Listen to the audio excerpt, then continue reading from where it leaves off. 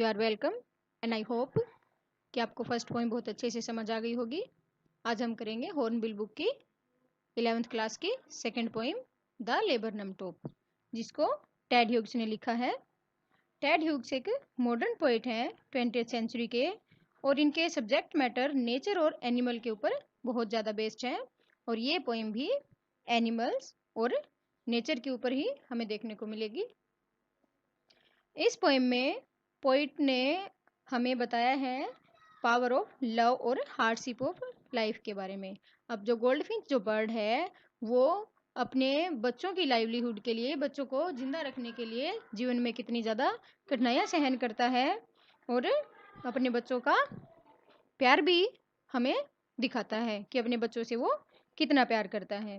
और पोइट हमें ये भी बताना चाहता है कि स्मॉल क्रीचर लाइक अ गोल्डफिंच, वो भी एक बिल्कुल डेड पड़ चुके एक पेड़ को, यहाँ डेड का मतलब ये नहीं है कि मर चुका, अब एक ऐसे पेड़ को जो बिल्कुल साइलेंट है, बिल्कुल ही स्थिर है, उस पेड़ के अंदर भी एक रोमांच भर देता है, जिससे पेड़ और उसके ऊपर जो उसके गोल्डफिंच के बच्चे हैं वो बहुत ज़्यादा खुश हो जाते हैं, बहुत ज़्यादा हैप्पी हो जाते हैं।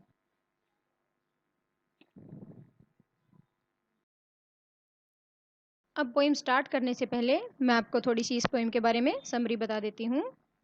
इस पोइम में एक लेबरनम पेड़ है जिसको हम अमलतास का पेड़ भी बोलते हैं, और ये पेड़ एक शॉर्ट ट्री होता है, और इसकी हैंगिंग ब्रांच होती हैं, इसके फ्लावर्स येलो होते हैं, और इसके पॉइजनस सीड्स होते हैं, और इसको हम अमलतास भी बोलते हैं। ये पेड़ है स्टार्टिंग में बिल्कुल साइलेंट होता है, इसके बाद एक गोल्डफिंच चिड़ी आती है और इस पेड़ के अंदर बहुत रोमांच भर देती है, उसके बच्चे बहुत ज़्यादा खुश होते हैं, रोमांचित हो जाते हैं, और इससे ऐसा लगता है कि पूरा पूरा का पूरा पेड़ जो है वो कांपने लगा है और रोमांचित हो गया है। और एंड में गोल्डफिंच वापस एक ब्रांच एंड पर बैठती है और अनंत आकाश की तरफ उड़ जाती है। अब यहाँ पोइट हमें कहना चाहते हैं कि वो गोल्डफिंच अपने बच्चों से बहुत प्यार करती है, और अपने बच्चों को जिंदा रखने के लिए उसे अपने बच्चों से दूर रहना पड़ता है, उनके लिए खाना लाना पड़ता है, इसलिए वो उनको छोड़कर फिर आकाश में उड़ जाती है। अब first line, the laburnum top is silent quite still. यहाँ लेबरनम का पेड़ है, उसकी टॉप, यहाँ उसकी बिल्कुल चोटी ऊपर वाली बिल्कुल साइलेंट है, क्वाइट स्टिल, क्वाइट बिल्कुल स्टिल स्थिर है। अब यहाँ इस लाइन से हमें यह भी पता चल रहा है कि वहाँ कोई हवा नहीं चल रही, मौसम बिल्कुल साफ है, कोई आंधी या तूफान नहीं आ रहा, ना ही हवा चल रही है, तो बिल्कुल स्टिल है, बिल्कुल स्थिर है और शांत है लेबरनम का पेड़ इन दी आफ्टरनून। और टाइम कौन सा है? आफ्टरनून का है, येलो सितंबर सनलाइट। अब हमें यहाँ इस लाइन से यह पता चलता है कि सितंबर का मंथ है और दोपहर का टाइम है, और सूरज की रोशनी पेड़ के ऊपर गिर रही है। A few leaves yellowing. अब यहाँ जो वर्ड यूज हुआ है लीव्स, ये लीव्स होता है लीफ का प्लूरल, यानी कि पत्ते येलो पड़ चुके हैं कुछ पत्ते, इट्स सीड्स फॉलन, और इसके बीज गिर चुके हैं, फॉलन मीन्स गिरना। अब यहाँ इस लाइन से लास्ट टू लाइन से हमें पता चलता है कि पत्ते कब गिरते हैं? ऑटम सीजन में। ऑटम होता है पतझड़ का मौसम। अब हमें फर्स्ट स्टैंजा से दो तीन बातें पता चलती हैं कि कौन सा मंथ है? सितंबर का महीना है, टाइम कौन सा है? आफ्टरनून का है, और सीजन कौन सा है? ऑटम सीजन है। अब साइड में यहाँ वर्ड मीनिंग भी दे रखे हैं, और ये मैंने बताए भी हैं बीच बीच में। अब हमारा सेकंड स्टैंजा फर्स्ट स्टैंजा से रिलेट करता है। Till the goldfinch comes. अब लेबरनम बिल्कुल साइलेंट होता है, और कब तक साइलेंट होता है? जब तक गोल्डफिंच आ नहीं जाती है, विद अ ट्वीचिंग चर्प। अब यहाँ कुछ वर्ड्स दिए गए हैं इस स्टैंजा में, तीन चार वर्ड्स दिए गए हैं, जैसे ट्वीचिंग है, चर्प है, चटरिंग है, ट्रिलिंग्स है। ये वर्ड्स रिलेट करते हैं डिफरेंट साउंड्स ऑफ बर्ड्स। जैसे कई बार बर्ड खुश होते हैं, चहचहाते हैं, कई बार सैड होते हैं, कई बार बहुत ज़्यादा डर जाते हैं, तो वो डिफरेंट जो आवाज़ निकालते हैं बर्ड्स, उन आवाज़ को ये चार वर्ड्स रिलेट करते हैं। जब तक गोल्डफिंच आती है तब तक पेड़ बिल्कुल साइलेंट होता है। उसके बाद क्या होता है? विद अ ट्वीचिंग चर्प, एकदम से चहचहाट की आवाज के साथ ये चिड़िया गाती हुई आती है। ए सडननेस, और सडननेस अचानक, स्टार्टलमेंट, स्टार्टलमेंट होता है अमेजमेंट, सरप्राइज होना, एकदम चौंकना। अब सडननेस अचानक एकदम से एक चौंकने वाली बात होती है कि इसके बच्चे चौंक जाते हैं एकदम से एट ए ब्रांच एंड, और वहां किस बात से चौंक जाते हैं कि ब्रांच एंड के ऊपर चिड़िया आकर बैठ जाती है और अचानक, और उससे बच्चे चौंक जाते हैं। Then sleek as a lizard, अब यहाँ ये भी इंपॉर्टेंट लाइन है। अब इस इंपॉर्टेंट क्वेश्चन भी बनता है इससे कि why has the bird been compared with a lizard. अब यहाँ लिजर्ड के साथ कैसे कंपेयर किया गया है कि लिजर्ड क्या होती है, बिल्कुल स्लीक मैनर में आती है, बिल्कुल सफाई से। स्लीक का मतलब होता है स्मूथ या शाइनी, चमकीला। अब यहाँ बिल्कुल साफ सफाई से एक लिजर्ड की तरह अलर्ट होके सावधानी से एंड अब्रप्ट, अचानक चिड़िया एंटर कर जाती है पेड़ के अंदर। अब जैसे एक लिजर्ड होती है, एक छिपकली होती है, वो मच्छर को पकड़ने के लिए एकदम से आकर बैठती है और एकदम से उसके ऊपर झपट्टा मारती है, उसी प्रकार से ये चिड़िया भी आकर के एकदम से पेड़ के ऊपर बैठती है। शी एंटर्स द थिकनेस, और उसके बाद वो थिकनेस में एंटर कर जाती है। यहाँ थिकनेस है पेड़ की गहराई, जो घनी शाखाएं होती है पेड़ की, जहाँ से बहुत घना होता है पेड़, बहुत पत्ते होते हैं, वहां उस गहराई में इसका घोंसला बना हुआ है, और उस गहराई में ये एंटर कर जाती है अपने बच्चों के पास। And a machine starts up, और एक मशीन स्टार्ट हो जाती है। यहाँ मशीन माना गया है इसकी पूरी फैमिली को। अब मशीन, जैसे कि मशीन बंद होती है, बिल्कुल साइलेंट होती है, और तो जैसे ही मशीन स्टार्ट होती है बहुत डिफरेंट टाइप की आवाजें निकलने लगती है। और किस चीज की मशीन स्टार्ट हो जाती है, चटरिंग, जो मैंने अभी बताया था वर्ड की चटरिंग, ये डिफरेंट साउंड्स होते हैं, जैसे ट्रिलिंग वर्ड भी आया है नीचे, तो डिफरेंट साउंड्स निकलने लगती हैं, बच्चे बहुत खुश हो जाते हैं, हैप्पी हो जाते हैं ये देख करके कि उनकी मदर आ चुकी है, और सिंगिंग साउंड निकालने लगते हैं और डिफरेंट टाइप की साउंड्स निकालने लगते हैं बच्चे। तो यहाँ इसलिए मशीन को फैमिली को माना गया है। एंड ट्रिलिंग्स, वही sounds different type. The whole tree trembles and thrills, अब यहाँ होल ट्री ट्रेम्बल्स, ट्रेम्बल्स है कांप जाना, थ्रिल्स रोमांचित हो जाना। अब पूरा का पूरा पेड़ कांप जाता है और रोमांचित हो जाता है। अब इस लाइन में पोइट ने हमें पर्सोनिफिकेशन दिया है, एक जो पोइटिक डिवाइस होती है मानवीकरण अलंकार। अब मानवीकरण कैसे है कि हमें किसी चीज को इंसान की रूपरेखा दे देते हैं, जैसे कि इंसान, तो इंसान ही कांपते हैं और रोमांचित होते हैं, इसी प्रकार वो पेड़ जो है, पेड़ को इंसान की संज्ञा दी गई है, इसलिए यहाँ पे पर्सोनिफिकेशन का भी यूज हुआ है। अब साइड में सारे वर्ड मीनिंग्स भी हैं, और ये मैंने बीच बीच में बता भी दिए हैं। स्टेंजा,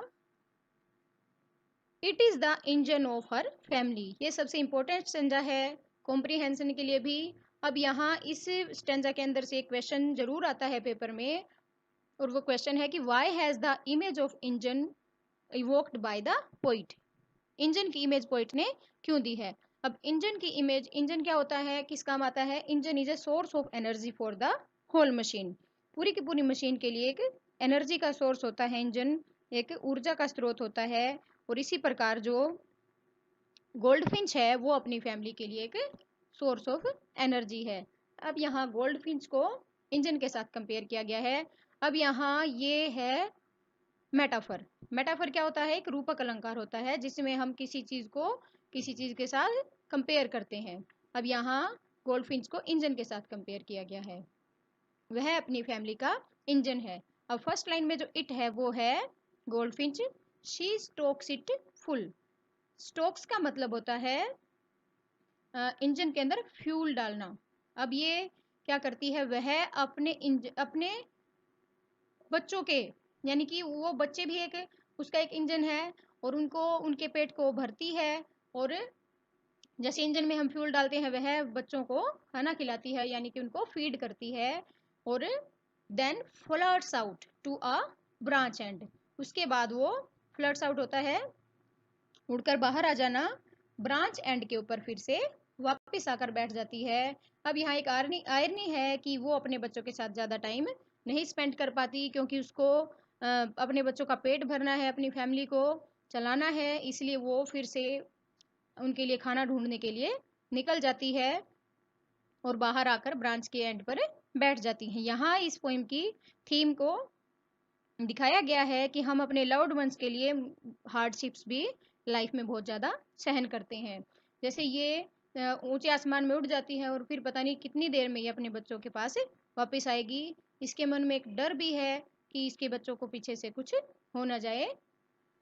अब नेक्स्ट लाइन है शोविंग हर बार्ड फेस आइडेंटिटी मास्क। अब क्या होता है कि ये पेड़ पूरा का पूरा येलो कलर का है, ये चिड़िया भी येलो कलर की है, और ये चिड़िया हमें किस चीज से पहचान आती है? सिर्फ इसकी बार्ड फेस से। बार्ड का मतलब होता है चेहरे की धारियां। अब इसके चेहरे के ऊपर धारियां हैं और सिर्फ वही इसकी पहचान हमें बताता है कि इसके चेहरे की धारियां, और वो क्या है? बार्ड फेस इसकी आइडेंटिटी। आइडेंटिटी है, आइडेंटिटी होती है पहचान, मास्क होता है मुखौटा। अब उसकी पहचान का एक मुखौटा है।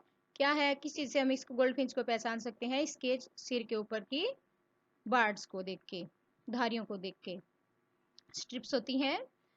नेक्स्ट लाइन है then with airy delicate whistle chirp whispering.